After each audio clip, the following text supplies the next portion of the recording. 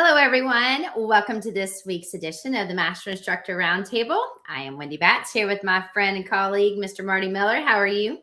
Great, Wendy. Thanks for the awesome introduction. Looking forward to hearing from our group this week.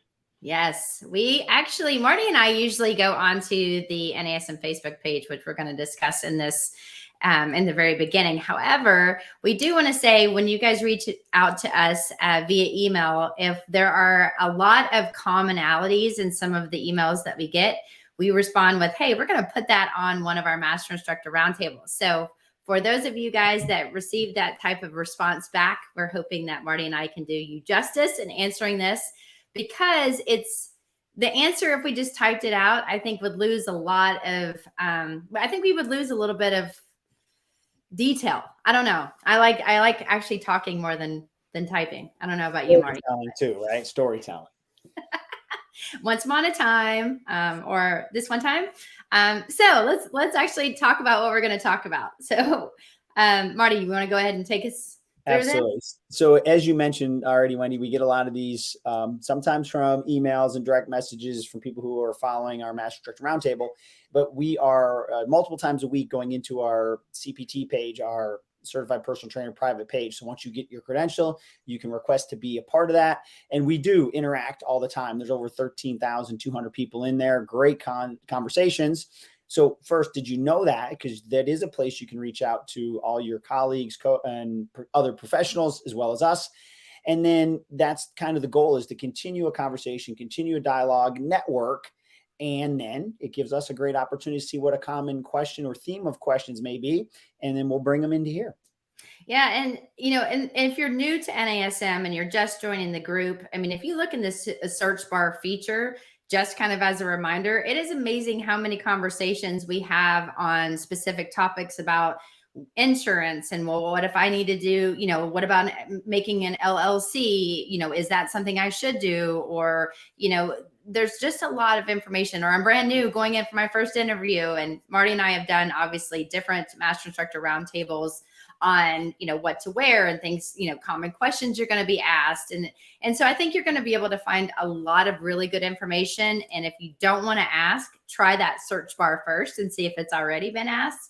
Because, to me, there's so much rolling information and we just keep elaborating and going into more and more detail. I think you're going to find a lot more than you think.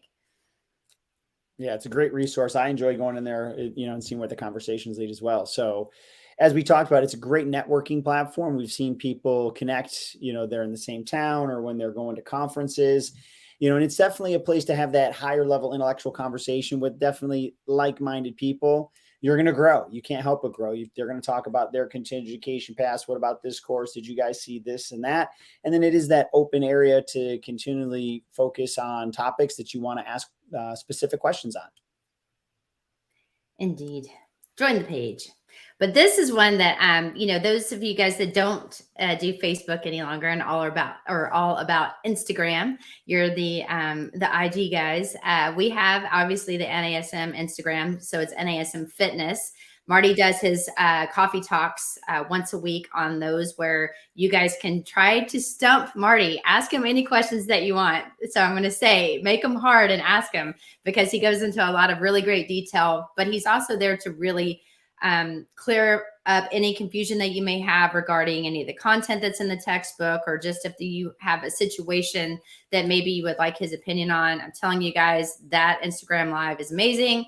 And then Marty and I, every other week, we also go on to the NASM Performance channel. So if you guys are not part of both of those or following both, I would strongly suggest it, because when we go on to the Performance channel, we talk about various topics, and it's called All Things Performance. Shocker. So, that's a really good place too for you to hear different content. We're taking a little bit more of we're diving deeper into more performance, working with coaches, working with, groups, and how we work with professional athletes. And then we had a lot of various topics such as, cognitive fitness. That was one of the ones that we were talking about last week, and we're going to be talking about again in more detail. So make sure, join NASM Fitness as well as NASM Performance, and you can get even more information. Well said, Wendy. So here we go. Why don't you kick off question 1? And Yes. So this is actually question 1 and 2. And I received this email from Liv. So Olivia, but she goes by Liv if you look at her signature. So I want to say, first of all, thank you for sending this over. And this is a common email that we get, Marty. So I'm going to tell you what she wrote, and then I want to see your response. And then I'm going to dive in probably right after you. So as trainers, most of us naturally are active. So here's something about improving our own fitness that excites and motivates us. What happens when you get a client who not only doesn't really match or vibe with your personality, but who has basically said in the initial assessment, quote, "I don't like to work out." What advice do you have for helping them feel more inclined to exercise, but also for us trainers who may feel the extra pressure of wanting to help them adjust and change their mindset?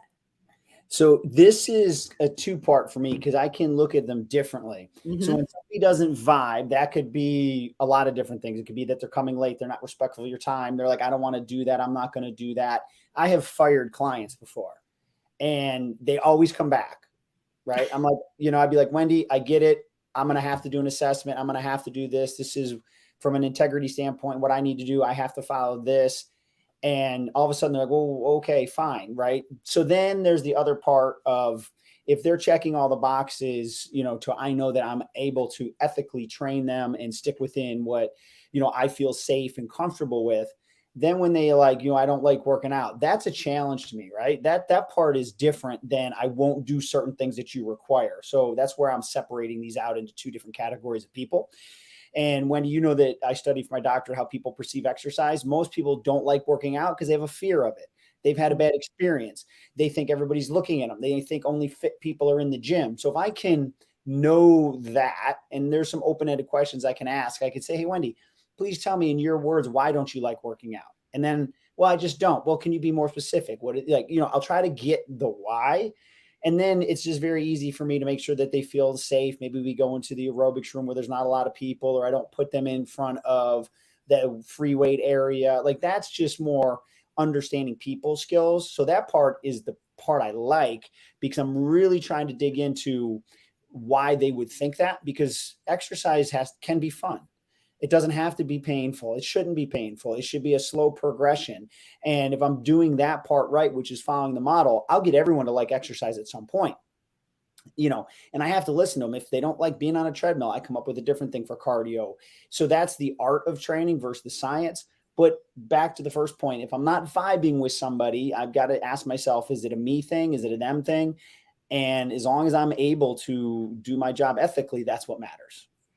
Yes. So I am going to say 100% yes, yes, and yes. But that's also when we had that initial assessment. That's the important part of the subjective portion of the assessment process. It's building the rapport. And there are some people that you may not vibe with. And they may think, well, I don't want to balance on this and I don't want to do that. And this isn't what I want to do. I think it's important for you to dive deeper. Well, okay, what is it that you like to do and why? And, and to your point, if you feel like they're on a totally different level and that they're not going to listen to you and that they're not going to be a good compliant client, then it's only setting you both up for failure. And then you can say, well, listen, my goal is to make you look better, feel better, perform better. This is my process. This is how I do it. It is, something that I feel like I can really help you reach your goal with. However, we have a bunch of other trainers out there that I'm happy to introduce you to if you feel like you would want to, work with someone else. I think honesty, number one, is most important, because if you can feel it from the very beginning and they have a sour attitude, then it's okay to say, listen, my job is to change your attitude, meaning like, let's have a good time, but let's also hit those goals. So I think it's how you approach the situation. And to your point, Marty, when they say, I don't like working out, the why is it? Why? Because you hit all those points so perfectly, Marty, because a lot of times it was a bad experience. They don't like to work out because they don't know what they're doing. And then it's like, okay, if you find out their why, you can help them change the attitude, and then it becomes fun. And you can say, well, listen, I don't like to work out either. My job is to change your fitness journey. So we're not really working out. We're actually building a plan, even though, what does working out mean to them? I'm not going to try to make them sore where they can't walk up and down the stairs every day. They can't get in and out of the bed. They can't wash their hair because they can't lift their arms. I think that's important to make sure you're emphasizing for those people with that attitude. Yep, I couldn't agree more. And that's from years of experience. I think we're pretty comfortable with this one. Yes. Okay. So Marty, I'm going to read this one to you because Crystal sent this email, and I did send Crystal to our Random Fit podcast that Ken Miller and I do, because we did one on rucking. So if you guys want to learn more about backpacking and really emphasizing what, people were saying about backpacking and how to make yourself stronger, definitely tune into that. Again, I know it's a bad plug, but you know what? I'm all about it because this is actually going to piggyback off of that. But Crystal is a long distance backpacker. Okay. And she's been doing this for anywhere, for a while now. Let's just say that. And inside her backpack, she has about 15 to 25 pounds, and she goes for 15 plus mile hikes. Normally, it has never been an issue. However, recently, after she began foam rolling her lats to correct her arms falling forward in a squat assessment, she found that after a few miles in her hikes, she's noticing middle back, it's starting to ache. So I try to think through what may be happening. Example, maybe my upper traps are suppressed from the backpack, or maybe I inhibited my lats when I shouldn't have. But truth is I don't feel confident. I don't know what's happening. Would you please share what may be happening and how I should program to address this in the future? I love this question, by the way. Yeah. So we look at fitness, and then we look at activity and sport. So fitness is the way I'm going to kind of package it, is somebody going through a movement assessment, series of assessments, medical clearance, PAR cues, all that, and then systematically training within the OPT model. Should we only feel better? Should we not experience pain and discomfort and injury? Yeah, that should never happen in a structured fitness program. But we take a structured fitness program and we know that it will reduce your chances of injury in other sports activities or activities of daily living, depending what you're doing. Rucking is not fitness. Rucking is a physical activity, or you could consider it a sport. And the reason I say that, we've said this many times as an athletic trainer, and Wendy being, a hands-on therapist with a background working with athletes, we don't do these activities because they're good for us orthopedically. We do them because we enjoy the competition. We enjoy what it provides us. And it's good for us, maybe cardiovascular and things like that. But no, walking up hills with 15 to 25 pounds, which is going to pitch ourselves forward, you are going to potentially think of overuse. It's constantly the same motion over and over and over and over, for a long period of time. You are going to get pattern overload, and it is going to put you more into a position, that's not ideal for your posture. So you've got to balance that out. Can I do enough in my fitness program to offset what I'm doing in my physical activity and or sport? And that's the game we play constantly. So I'm going to highly encourage you to keep doing that. But then you have to program around what you're loading into your activity, so that way you can continue to do it. So that's how I view it. I do a lot of cycling now because it's great. I've got a great bike right up here, right outside the door. It's great for cardio. It's convenient, but I'm in a forward flex position. So I'm knocking off burning calories and getting a great lower body workout and getting my heart rate up, but I'm also in a seated flex position. So I just have to weigh that out as I look at my programming for other things. So that's how I look at it, but keep on rocking. So I'm going to take a little bit of a different approach to that, even though it is the same. I don't know. Anyway, so Crystal, here's first and foremost, if you do any research or you've learned anything about, the core itself, obviously it's more than just like your abs, and it's all about basically your spine. So your cervical spine, your thoracic spine, and your lumbar spine. And so when you did the overhead squat assessment, that is, first of all, amazing. And B, it's going to let you know what's happening in all areas of your body during movement. So during the transitional movement. So if you notice that when your arms fell forward, you really taking time to foam roll and stretch your lats is going to be extremely important, because you really want to get that length back into the lat because of the insertion point in the lower back. So therefore, you're not going to end up, putting yourself into an anterior pelvic tilt because of that insertion point when those also get tight or overactive, if you will. So I would say it could be a couple different things that you're having issues with. First of all, make sure that you are thinking about what are you activating after you foam roll your lats, meaning I would foam roll your lats, I would statically stretch them. Did you also notice that there was a low back arch when you did your overhead squat assessment in the lateral view? And if you did, are you also stretching your hip flexors to help put your hips back into a neutral position? Because even though you just foam roll your lats, that doesn't mean that you're actually also taking a lot of tension away from the origin point. So remember, origin and insertion. So we've got, in the front of your shoulder as well as in your lower back, you want to make sure that you're really getting the best amount of stretch that you can. But after you stretch and foam roll one overactive muscle, you need to activate the opposing side to help that, keep that newfound position into whatever joint you're trying to work on. So if you notice that your mid to lower trap is now starting to ache, that muscle, now that you've put yourself in good position, you're probably, because you probably have rounded shoulders with the backpack, you're probably putting your shoulders back into a neutral position.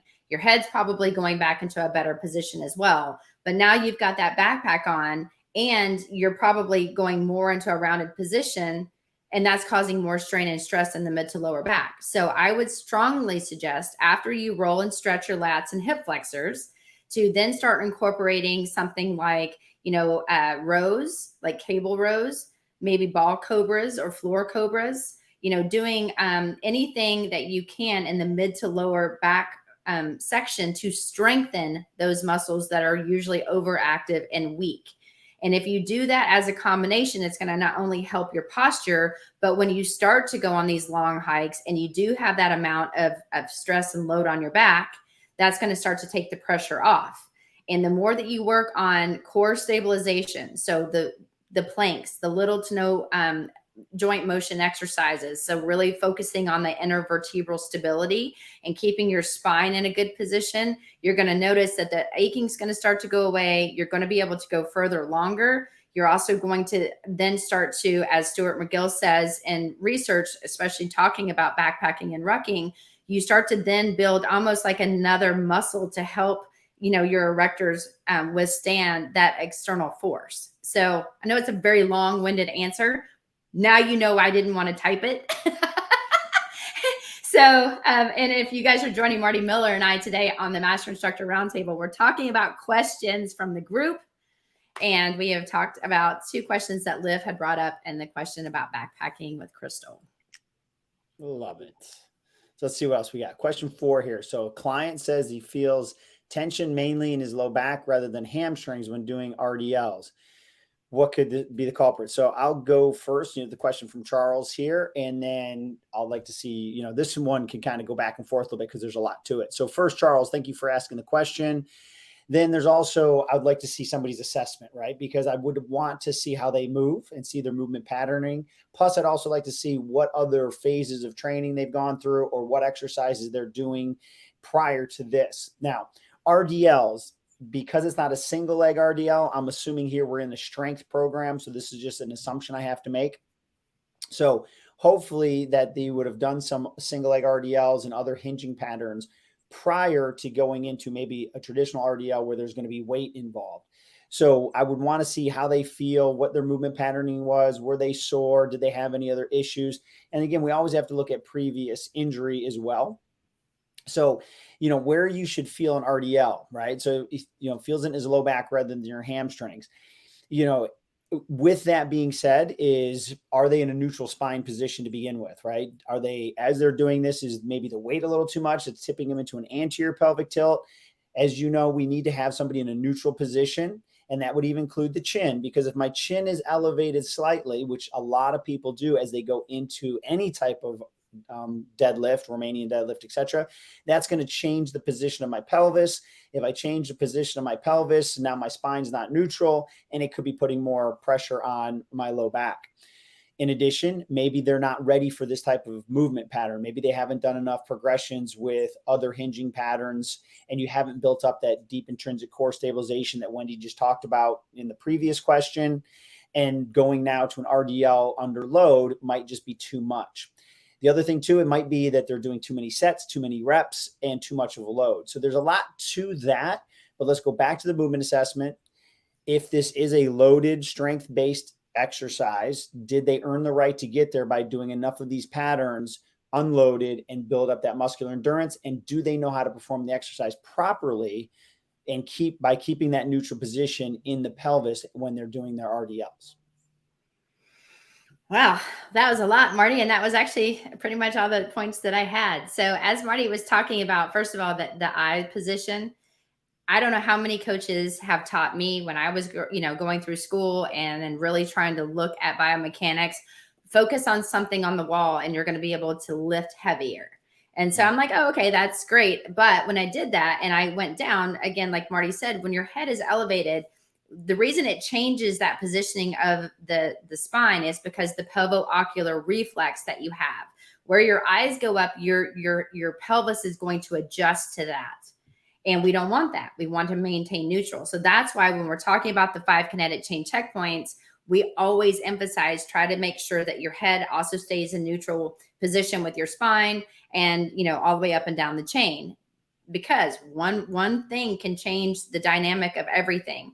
And just think, if you have an anterior pelvic tilt and you have a low back arch, right? Because if your hips are going to go up and you go into a low back arch, and then you actually go into that deadlift itself, you're putting excess pressure and compression on the actual erectors and the lumbar spine. And so therefore, that's why they're feeling it in their lower back. One point right there. If they do have a neutral position to start, but they haven't really executed really good fundamental movement patterns, so the sequencing of hinging and then lowering, then again, they can go into more of a flexed position of the spine, which means they are lifting with their erectors and their lower back instead of the hamstrings and glutes, which are the prime mover of a deadlift. So that is usually the 2 main things that I see is flexion of the spine and not hinging correctly. And then, as Marty just said, with the pelvis reflex. So 2 things, go back into look in phase 1. Can they execute a single leg Romanian deadlift? Can they make sure that they've got good positioning and maintain the 5 kinetic chain checkpoints? And do they have good core stabilization first before you start adding movement and flexion, like flexion and extension of the spine? Because you're only as strong as you are stable, and stabilization first is going to be extremely important. No matter if you're using a hex bar, straight bar, whatever it is that you're using, if you're going to load it, you need to be stable first.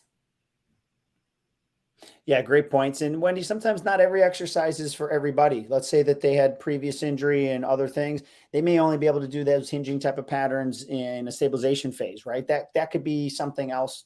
We also have to consider the age and where this person's at biomechanically. And then we find workarounds, which is not a problem. Mm-hmm.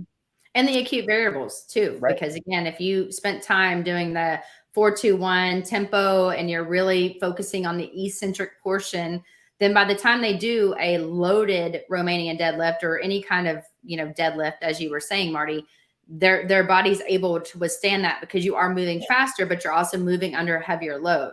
Right. That's the reason the tempo increases. And so when we talk about this model, guys, we have it sectioned out. We like I'm the one that did it. I'm just the one that teaches it. But the reason we section it out is because we want to make sure your body can withstand the amount of the amount of load we're trying to lift, especially when you get into the strength phase. And that's going to be important. Then again, when you get into power and you're doing 1 to 5, repetitions of as heavy as you can into some explosive exercise in that superset. So you really want to think about following the system, utilizing the tempos, looking at the rep ranges. And if you're doing something without going back into phase 1 or 2, I would strongly tell you, lighten the load, go single leg, work on movement sequencing, and then go back to it and see if they feel a difference. Perfect. So Wendy, key takeaways, I think I can speak for both of us here is, are you even aware that there's an NASM CPT Facebook page? Because a lot of these type of questions come from there, or there's other ways you can get them answered. Are you following the NASM Instagram channels? There's 2. There's the fitness and performance channel. Make sure you're using all your resources, then shocker, stick to the OPT model. And guys, we want to say again, thank you so much for reaching out to Marty and I. We try to get back to you as soon as we can. We do travel, especially you guys know it's like Marty, where's Waldo? We don't know where he's going to be from week to week. I also have some upcoming travel going on. So we do our best to get back to you guys as quickly as we can.